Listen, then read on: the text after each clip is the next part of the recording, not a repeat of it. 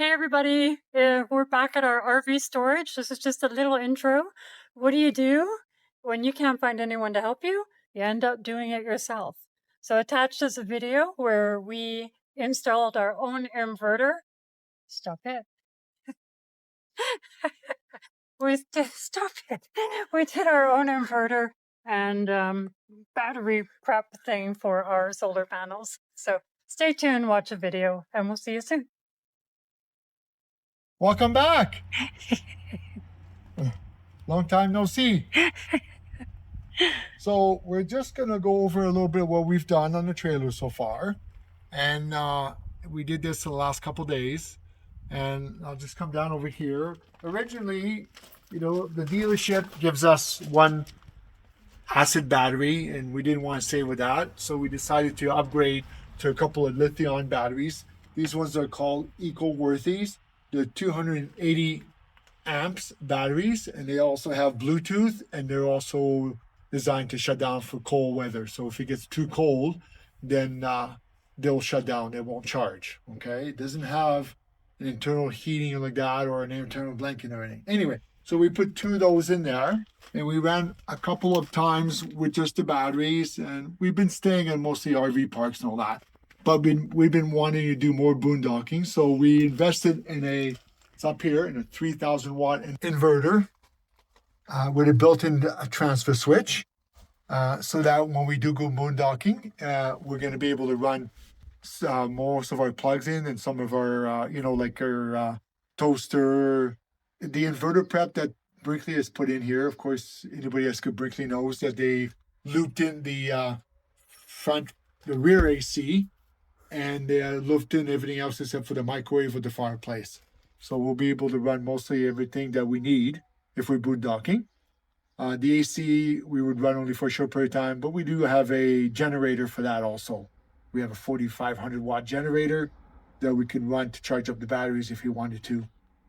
Anyway, so last couple of days, we came in here and hooked it all up. And a couple of things I found out is that the inverter prep that Brinkley puts in loops in those parts. So with the inverter in, if I want those things to run, I still have, even on shore power, I still have to have the inverter on. Otherwise, they won't run because the loop is not finished.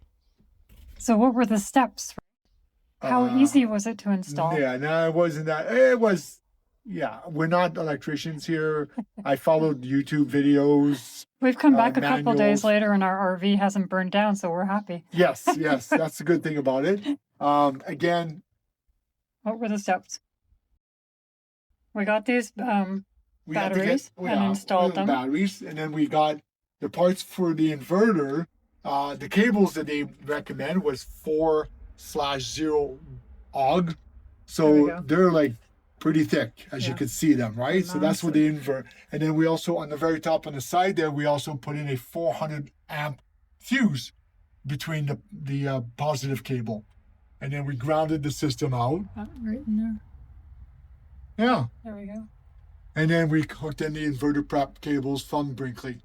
So by just turning this switch out, by turning the switch on here, okay? Yeah. Kicks on. Originally, the fans will kick on for a few seconds, and then it'll turn off. It's pretty quiet. There you go. Okay. So now we have power inside, and it does have an app. Let's have a look here. Let's go to Renogy. So it shows my inverter here. So right now it's not running, it's only running 4.8 watts. So 120. So the output 60 hertz, battery voltage 13.6, temperature is 13 Celsius. So right now there's nothing inside the trailer that's drawing any wattage at all. No, because it's in storage. Yeah. Yeah. Right. So this would read that. Now I found out that I can add. So there's I should be able to add the charger in here.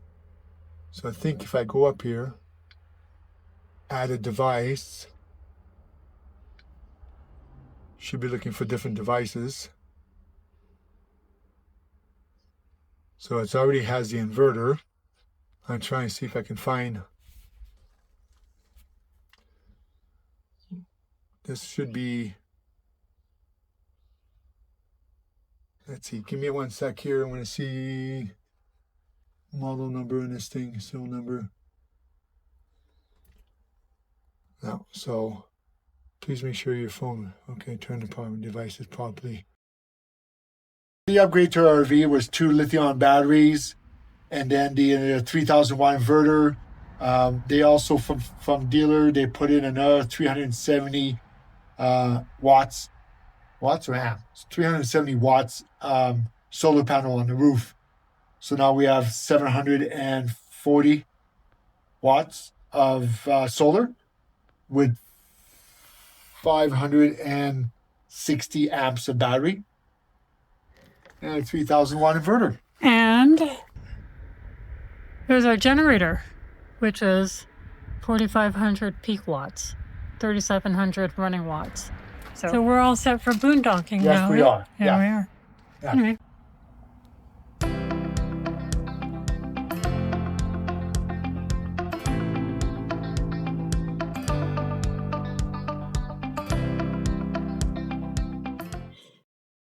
Okay, so it looks like we're going to have to look into adding the charger. Doesn't look like we can do it manually, but we'll get that done. So thanks for tagging along and watching. It's our first upgrade. We're excited about it because it just opens up some more camping for us.